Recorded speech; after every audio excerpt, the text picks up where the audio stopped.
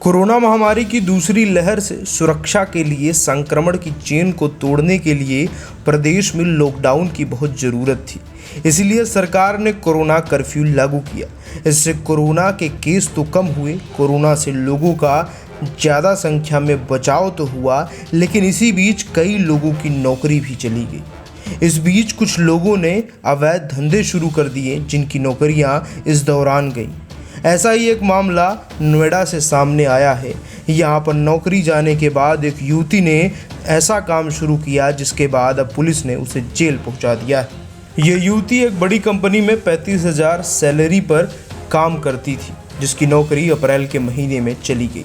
लड़की north east की रहने वाली है और यहाँ पैसे कमाने के लिए आई थी, लेकिन नौकरी जाने के बाद उसे कमाई का कोई जरिया नहीं मिला तो उसने अपराध का हाथ थाम लिया।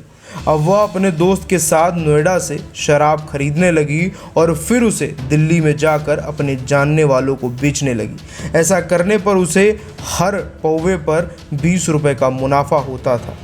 फेज़ 3 थाना पुलिस को इस तस्करी की सूचना मिली तो जांच शुरू हुई, जिसके बाद बीते बुधवार को आरोपी युवती, उसके साथी और एक कैब चालक ड्राइवर को पुलिस ने अपनी गिरफ्त में ले लिया।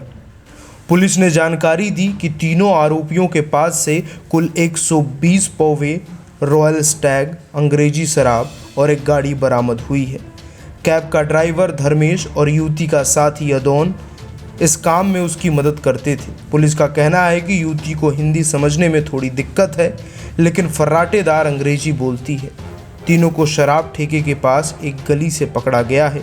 गिरफ्त में लेने के बाद तीनों पर आबकारी अधिनियम के तहत कार्रवाई की जा रही है।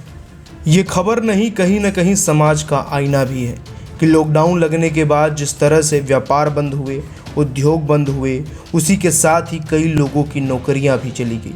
लेकिन पापी पेट का सवाल है। इसको पालने के लिए कुछ लोगों ने कहीं से पैसे उधार लिए तो वहीं कुछ लोगों ने आपराधिक गलियों का दामन थाम लिया। ऐसा ही कुछ इस महिला ने भी किया, लेकिन कहते हैं कि बुरे काम का बुरा नतीजा। और अब इस महिला को इसके किए की सज़ा पुलिस कानूनन दिलवाएगी। आपकी क्या राय है इस खबर को लेकर? हमें कमेंट बॉक्स में जाकर लिखकर ज़रूर बताएं।